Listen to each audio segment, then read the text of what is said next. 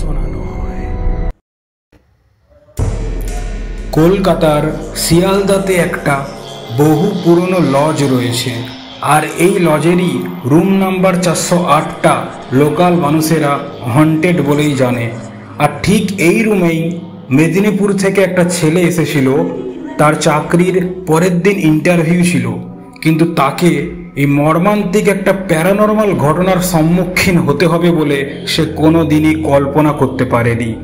আজকে শিয়ালদার এই পুরনো লজের একটা হন্টেড রুম নাম্বার 408-এর প্যারানর্মাল ঘটনা আমি ভূত টাইম চ্যানেলের সমস্ত সাবস্ক্রাইবার্স আর বাইরের দর্শকদেরকে বলতে চাই। আবারও সবাইকে ভূত টাইম চ্যানেলে স্বাগত। এই ঘটনাটা ঠিক আগের বছর ঘটেছিল, 2024 সালের ঠিক নভেম্বর মাসের দিকে। ঠিক এরকম টাইমে যখন শীত সবে পড়তে শুরু করেছে, মেদিনীপুর থেকে এই ছেলেটা এসেছিল তার চাকরির পরের দিন ইন্টারভিউর জন্য। যখন শিয়ালদাতে এসে পৌঁছায় মেদিনীপুর থেকে, তখন ঠিক রাত 9:30 বাজে। ট্রেন থেকে যখন প্ল্যাটফর্মে পা রাখে, তখনই যেন একটা অদ্ভুত চিন্তা তার মাথাতে এসে পড়েছিল। ঠিক মনে হয়েছিল যে পরের দিন চাকরির ইন্টারভিউ রয়েছে, কোনো না কোনোভাবে আজকের রাতটা যেন আমি কোনো না কোনো একটা জায়গায় কাটাতে পারি। আর সেই জন্যেই স্টেশনে আসা মাত্রই তার মাথায় একটা চিন্তা ছিল যে আজকে যেন একটা হোটেল বা কোনো লজ যেন আমি শিয়ালদাতে পেয়ে যাই। এর আগে এই ছেলেটা, যার নাম অমিত, ওকে ওর বন্ধু বলে রেখেছিল যে শিয়ালদাতে স্টেশন থেকে একটু এগিয়ে গেলে একটা বহু পুরনো লজ রয়েছে। এই লজটার নাম হোটেল সুভাষ বা সুভাষ লজ নামেই লোকাল মানুষেরা এটাকে জানে। এইভাবে স্টেশনে পৌঁছানোর পর অমিত পিঠে একটা ব্যাগ আর হাতে ছোট্ট একটা লাগেজ নিয়ে বেরিয়ে যায়, এবং স্টেশন থেকে একটু বাইরে বেরোনোর পরেই একটা সরু গলির মধ্যে ঢুকে ঠিক দূর থেকে হোটেল সুভাষের যে ব্যানারটা দেখতে পায়। এবং এই ব্যানারের দিকে যখন এইভাবে এই হোটেলটা, যেটার নাম আমি বললাম হোটেল সুভাষ, তো ছোট গলির ভিতর দিয়ে যখন অমিত যাচ্ছিল, আর দূর থেকে ওই ব্যানারটা যখন ফার্স্ট চোখে পড়ে, তখনই ওর মনের মধ্যে যেন একটা অদ্ভুত চিন্তা চলে আসে। ব্যানারটাকে দেখে মনে হলো বহু বছরের একটা পুরনো ব্যানার, এবং লেখাগুলো যেন ধুলো পড়ে একটা ফ্যাকাশে হয়ে গেছে। আর ঠিক সুভাষ লজ এই নামটার মাঝের পোর্শনটা, মানে ভয়ে আকার, এই পোর্শনটা যেন ঝুলে পড়েছে। তো এই দৃশ্যগুলো দেখে যেন ওর মনের মধ্যে একটা অস্বাভাবিক চিন্তা চলে এলো যে এই লজ বা হোটেলটা ভালো হবে তো। এইভাবে এই শিয়ালদার এই লজটা, সুভাষ লজটা, কোনোভাবেই খুঁজে পাওয়াটা মোটেই সহজ ছিল না।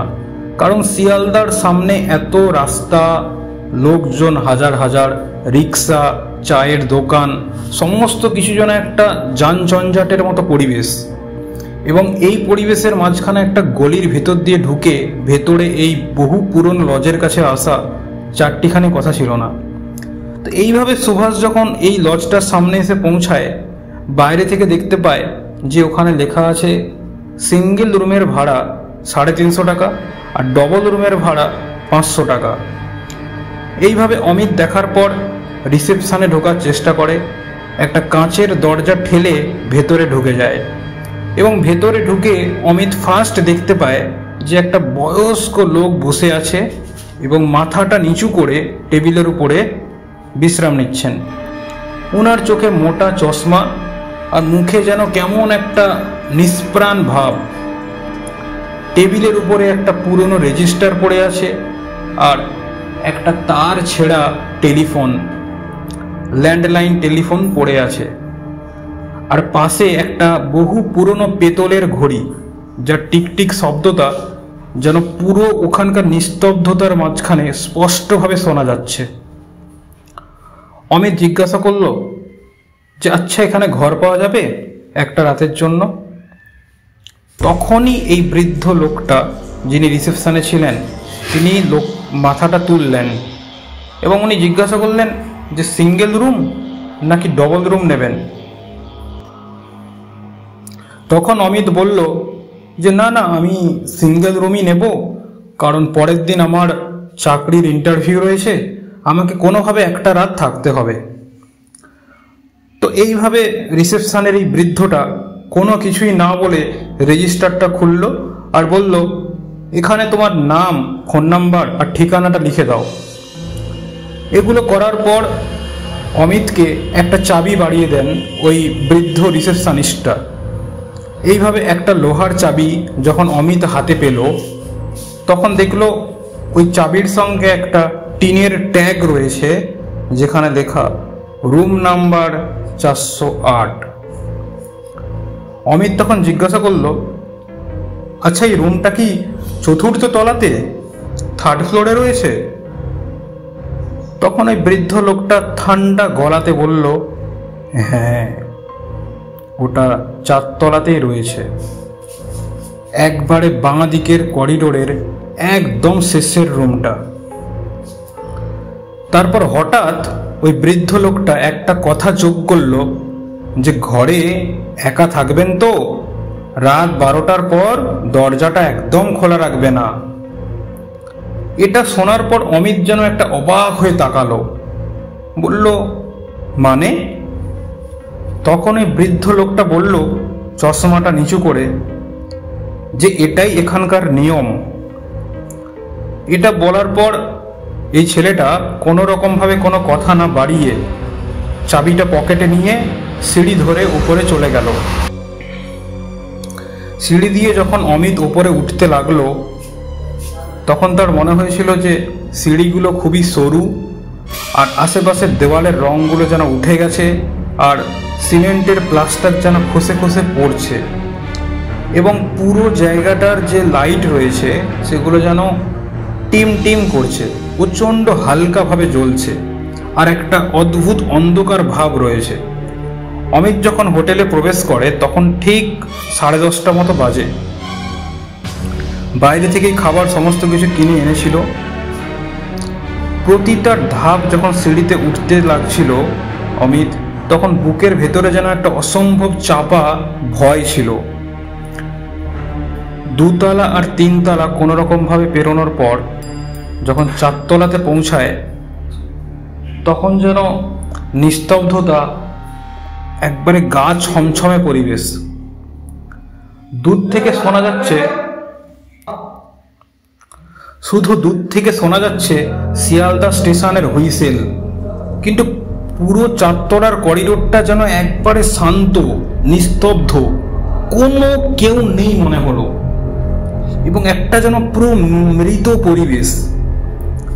আর এখানে পুরো করিডোরের শেষ প্রান্তে ওর রুমটা রয়েছে, রুম নাম্বার 408। ধীরে ধীরে যখন অমিত রুম নাম্বার 408-এর দরজার সামনে পৌঁছালো, ওখানে পৌঁছানোর পর অমিত যেন একটা গভীর নিঃশ্বাস নিল।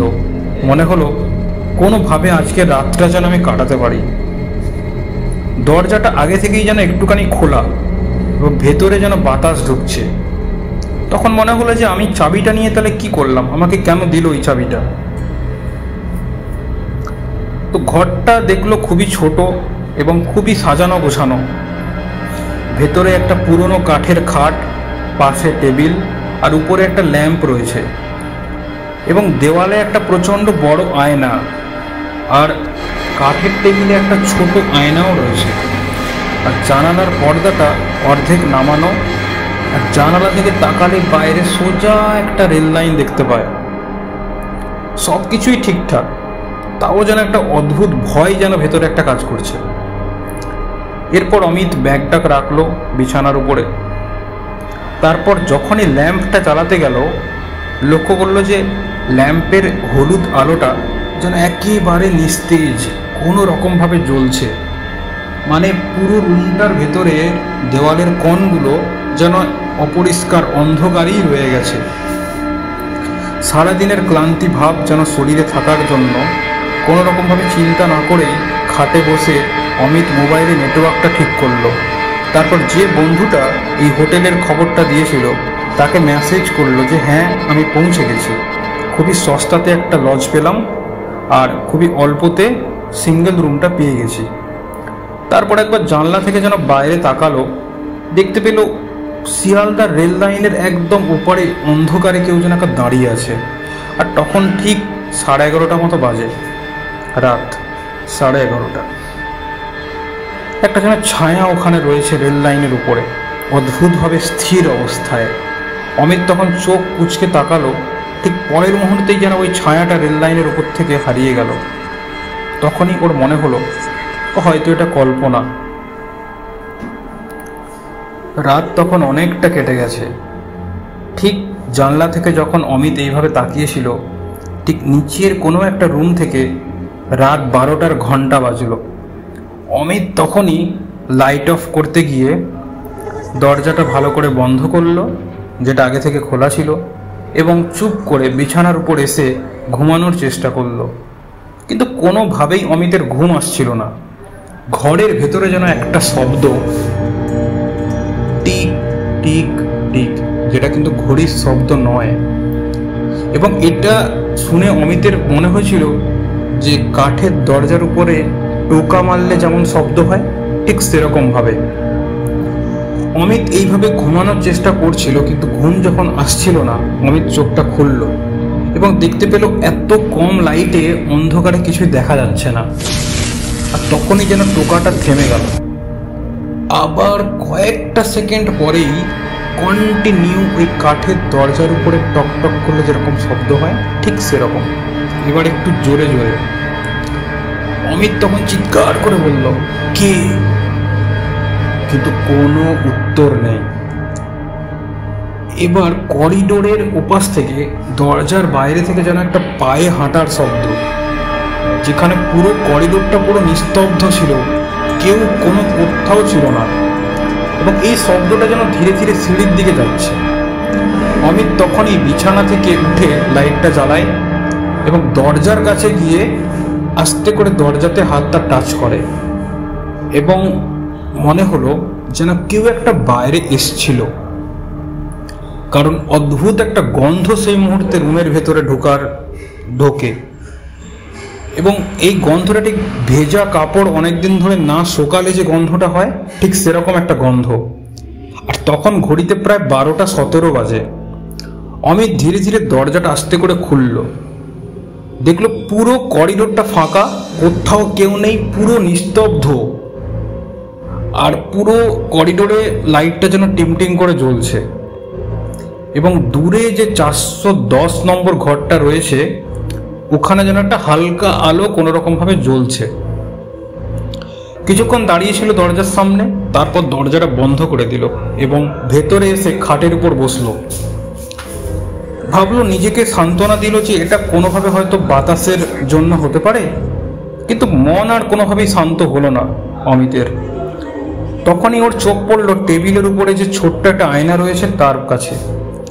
আয়নার দিকে তাকাতেই দেখলো হঠাৎ করে, ঠিক তখন 12:30 হবে, নিচের প্রতিবিম্বর জায়গাটাতে হঠাৎ করে যেন একটা কালো অবয়বকে দেখতে পেল। এবং ওই দৃশ্যটা এমন ছিল যে একটা মানুষের হাড়ের উপরে লোমগুলো শুধু থাকলে যেরকম হয়, ঠিক সেরকম একটা অবয়বকে দেখতে পেয়েছিল। এবং এটা এতটাই ও গা শিউড়ে ওঠার মতো হয়ে উঠেছিল যে অমিত যখন পেছনে তাকালো, কাউকে কিন্তু আর দেখতে পায়নি। ও নিঃশ্বাস যেন বন্ধ হয়ে এসেছিল এবং তত্তর করে ঘামতে শুরু করেছিল ওই টাইমটাতে। এবং অমিত তখন হঠাৎ করে কয়েক সেকেন্ডের জন্য কেঁপে উঠল এবং বুকটা যেন ধড়ফড় করে উঠল। অমিত তখন ধীরে ধীরে বুঝতে পেরেছিল যে এই রুম নাম্বার 408-এর সঙ্গে হয়তো কোনো ভুল রয়েছে বা কিছু ঘটনা রয়েছে, ভুল জায়গায় এসে পড়েছে। অমিত তখন ওর বন্ধুটাকে কল করতে যায় এবং কোনোভাবে কিন্তু ওর বন্ধু আর কল আর রিসিভ করে না অত রাতে। তখন অমিত ছুটে গিয়ে দরজাটা খোলে, আবার দেখে করিডোর ফাঁকা এবং কোনোভাবে ও দরজা খুলে করিডোরের দিকে যায় এবং হেঁটে হেঁটে নিচে নামতে থাকে। এবং রিসেপশনে গিয়ে যখন অমিত দেখে, তখন অমিতের তো চোখ মাথায় উঠে যায়। যে বৃদ্ধ লোকটা ওখানে বসেছিল রিসেপশনে, সে আর নেই। পুরো টেবিল ফাঁকা, না কোনো স্টাফ আছে না কেউ আছে। ওখানকার ঘড়িটাও বন্ধ হয়ে আছে, আর রেজিস্টারটা যেরকম খোলা অবস্থায় ছিল, ওর নাম লেখা সেই অবস্থাতেই পড়ে আছে। এবং অমিত পুরো এই ব্যাপারটা দেখে পুরো স্তব্ধ হয়ে যায়। এবং বাইরে শিয়ালদার ট্রেনের যে সিটিও পড়ছে ওই সময়টা, যেন কানে শুনেও যেন ও শুনতে পাচ্ছে না। তখন প্রায় রাত 1টা পেরিয়ে যায়। অমিত এইভাবে রিসেপশনের টেবিলের সামনে স্থির হয়ে দাঁড়িয়ে থাকে এবং সমস্ত হাত পা যেন ওর কাঁপছে। এবং শীতকালেও যে একটা ভয়ে যে মানুষের একটা ঘাম দেয়, তখন সেরকম একটা ওর মধ্যে কাজ করছে। এবং রেজিস্টারটা খুলে যখন ভালোভাবে লক্ষ্য করে, যেখানে ওর নাম লেখা আছে অমিত সেন, ঠিক তার আগেই লেখা আছে রাহুল মুখার্জি বলে একজনের নাম, যে ওই 408-এ ছিল প্রায় 1 বছর আগে। পুরো জায়গাটাতে না কোনো স্টাফ আছে, না ওই রিসেপশনিস্ট যে বৃদ্ধ লোকটা ছিল, না ও আছে। আর পুরো ফার্স্ট ফ্লোর সেকেন্ড ফ্লোরের দরজা প্রত্যেকটা বন্ধ, না ও কোনো গেস্টকে দেখতে পাচ্ছে। মানে ও কিভাবে যে এই জায়গাটা চলে এলো ও নিজে ভাবছে। কোনো একটা মানুষ নেই চারপাশে। অমিত তাকালো, কেউ নেই, শুধু টেবিলের নিচে একটা পলিথিন রয়েছে। তখন অমিত রীতিমতো হাঁপাচ্ছে আর ওর মাথা যেন ঘুরছে। শুধু নিজেকে সান্ত্বনা দিচ্ছে যে এটা আমি স্বপ্ন দেখছি। এরপর অমিত বেরিয়ে যাওয়ার জন্য ওই লজটার মেন দরজার দিকে এগিয়ে যায়, কিন্তু দরজাটা পুরোটা বাইরে থেকে যেন বন্ধ মনে হলো। কারণ অমিত যখন বারবার হাতল ঘুরিয়ে টানার চেষ্টা করছে, যেন মনে হলো বিপরীত দিক থেকে কেউ একটা দরজাকে চেপে ধরে আছে। তারপর অমিত চিৎকার করলো যে হ্যালো হ্যালো, কেউ আছেন? কিন্তু কোনো উত্তর পাওয়া যায় না। আর এমনভাবে গলির ভিতরে এই লজটা ছিল, ওর ডাক কেউ শুনতে পাচ্ছিল না। এইভাবে হঠাৎ করে যেন উপরের তলা থেকে, 4 তলা থেকে, 3rd ফ্লোরের একটা রুম থেকে যেন আবার টিক টিক করে শব্দ এলো। আর এই শব্দটা ঠিক কাঠের উপরে একটা পেরেককে পুঁতলে যেরকম শব্দ হয়, ঠিক সেরকম। ওর বুকের ভেতরটা যেন তখন ধক ধক করতে শুরু করলো। এবং পুরো ভালো করে যখন তাকিয়ে দেখলো, সিঁড়িটা যেন একটা অন্ধকারে ডুবে রয়েছে, যেন সিঁড়ি দেখাই যাচ্ছে না। তবু কেমন যেন একটা টান অনুভব করলো অমিত, কেউ যেন ওকে ডাকছে রুম থেকে। আর ঠিক তখনই একটা মেয়ের গলাতে অমিত শুনতে পেল, ঠিক হালকা একটা স্বরে, যে তুই এত হোটেল থাকতে তুই এখানেই এসে পড়লি। এবং এইটা শোনার পর অমিতের গা রীতিমতো, একই শীতকাল, পুরো বডিটা যেন ঠান্ডা হয়ে যায় ভয়ে। অমিত সিঁড়ির দিকে এগিয়ে যায়, আবার ওইভাবে কাঠের সিঁড়িতে পা দিয়ে দিয়ে উপরে কোনোভাবে আবার 4 তলাতে পৌঁছায়। আবার পুনরায় যখন রুম নাম্বার 408-এর সামনে গিয়ে অমিত যায়, তখন দেখলো রুমের ভেতরটা সে আগের মতোই সব কিছুই ঠিকঠাক অবস্থাতেই রয়েছে। কিন্তু এরপরে অমিত দেখলো যে এই যে রেজিস্টারে যার নাম লেখা আছে রাহুল মুখার্জি, এই ফার্স্ট এসেছিল প্রায় 1 বছর আগে। তারপর থেকে রেজিস্টারে কোনো নাম এন্ট্রি নেই। অমিত যখন এর পরে রুমে যে বড় আয়নাটা রয়েছিল, যার ওই আয়নার একটা কোণ ভাঙা ছিল, ওই আয়নার দিকে যখন অমিত তাকিয়েছিল, তখন হঠাৎ করে আবার সেই কালো অবয়বটা, যেটা আমি বললাম যে হাড়ের উপরে লোমগুলো বসালে যেরকম একটা কালো চেহারা হয়, ঠিক সেরকম। এবং ওই ছায়াটা যেন ওর কাছে এগিয়ে আসছে, আয়নার সামনে যেটা ও দেখছে প্রতিবিম্বতে। এবং এই চেহারাটা পুরোটা ও রিসেপশনিস্টকে দেখছে, ওই বৃদ্ধ লোকটা। মানে এই দৃশ্যটা এতটা ভয়ঙ্কর ছিল, মানে যেভাবে ও দৃশ্যটা দেখছে, যে রিসেপশনের বৃদ্ধ লোকটা ছিল, সেই বৃদ্ধ লোকটাকে একটা হাড়ের উপরে যে লোমগুলো বসিয়ে দিলে যেরকম হয়, পুরো ওই রকম একটা মানুষ এগিয়ে আসছে আয়নাতে। এবং ও তখন প্রায় থরথর করে কাঁপছে। বৃদ্ধ তখন মাথাটা নাড়ল, বলল, তোর সময় শেষ হয়ে এসেছে, শুধু হাতের মাদুলিটা খোল, আমি তোর কাছে যাব। তখন কোনোভাবেই অমিত ওই রুমের দরজাটা আর খুলতে পারলো না। জানলায় গিয়েও চিৎকার করেও কাউকে পেল না। বাইরে তখন হালকা কুয়াশা, আর ওর ভেতর থেকে ট্রেন লাইনটা দেখা যাচ্ছে। অমিত মুখটা ঘুরিয়ে যখন ওই মানুষটার দিকে তাকায়, ওই কালো অবয়বটার দিকে, ওই বৃদ্ধটার ঠোঁটের কোণ থেকে যেন রক্ত ঝরে ঝরে পড়ছে আর হাসছে। এবং এই দৃশ্যটা দেখার পরে অমিত পুরোটাই ইমব্যালেন্স হয়ে মানসিক ভারসাম্য হারিয়ে পড়ে যায়। ঠিক পরের দিন সকালবেলা যখন কেয়ারটেকার বিমল দরজাটা খুলে এইসব দেখে, সঙ্গে সঙ্গে এই লজের মালিক রঘুনাথ দেকে খবর দেয়। এবং রঘুনাথ দে, যে এই সুভাষ লজের মালিক, সে এলাকাতে যথেষ্ট একসময় পরিচিত মানুষ ছিল। এখন প্রায় এর বয়স 75 বছর, চোখে ছানি পড়ে গেছে এবং শরীর খুবই দুর্বল, প্রায় বিছানাসজ্জ অবস্থায় রয়েছে। রঘুনাথ দে যখন ঘটনাটা পুরোটা শুনল, তখন এই কেয়ারটেকার বিমলকে বলল যে ওকে কোনোভাবে হসপিটাল নিয়ে যাও।